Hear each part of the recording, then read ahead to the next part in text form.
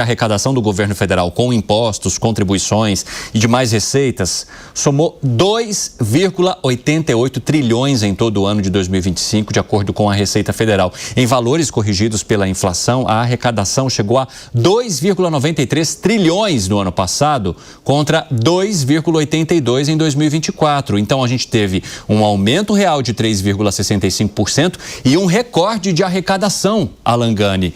E aí, toda vez que acontece esse recorde de arrecadação, todo mundo se pergunta, mas então por que as contas públicas estão do jeito que estão, meu Deus do céu? Né? Você tem recorde de arrecadação e a dívida sobe, né? Então tem uma razão. Você consegue explicar, meu querido Alan Gani?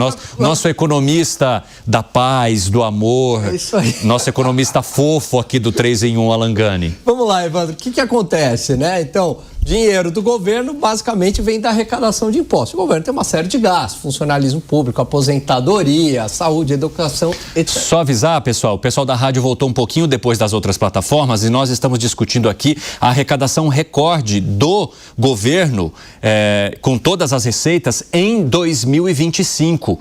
E o Alan Gani está explicando por que diante de uma arrecadação recorde como essa, a gente ainda está preocupado com as contas públicas. Fala, Gani. E aí, o que acontece, né? O governo bate recordes de arrecadação, a arrecadação sobe, só que esses gastos que eu falei sobem mais do que a arrecadação. Então, vamos supor, a arrecadação subiu lá em 10%, o gasto subiu em 20%. Bom, aí o que o governo precisa fazer para fechar as contas? Não pode deixar lá o aposentado sem aposentadoria, tem que pagar o salário funcionário público e tal. Ele vai pegar dinheiro emprestado da sociedade, emite títulos da dívida pública.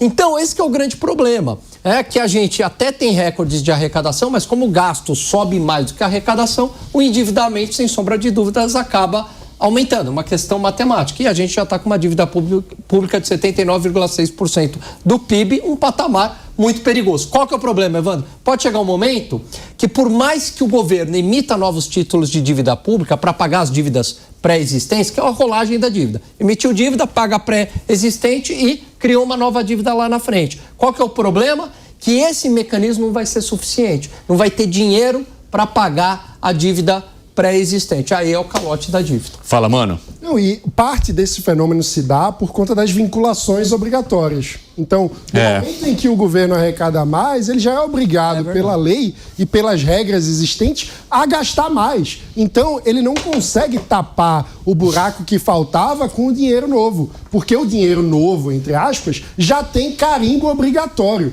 Por isso é tão importante, num debate sobre a construção de uma nova governança fiscal, a gente discutir com seriedade o fim das vinculações automáticas e obrigatórias de gasto. Só que toda vez que a gente entra num debate específico, todos os lobbies são contra. Porque na prática a gente está falando dos dinheiros carimbados para saúde, educação, segurança, tudo acaba vinculado e o problema é que essa conta não fecha. E o problema é que essa conta não fecha e que as estimativas para a partir de 2027 são bombásticas. Então, se o negócio está ruim agora, a gente fica pensando em que situação estaremos lá, hein, Acácio Miranda? Sem dúvida alguma.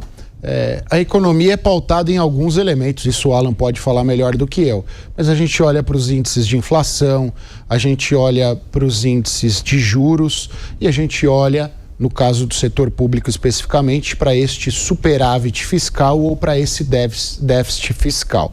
E o governo do PT, vou fazer uma crítica específica aqui, olha para a lei orçamentária anual, para o plano plurianual, para a lei de diretrizes orçamentárias, como uma peça fictícia. Na cabeça deles, o orçamento, a lei orçamentária não é para ser observada. Ela é um norte que a gente toma em consideração, às vezes nós respeitamos e na maioria das vezes nós não respeitamos. E o governo tem tido, nos últimos 4 anos, déficit atrás de déficit. Significa que o governo gasta mais do que arrecada.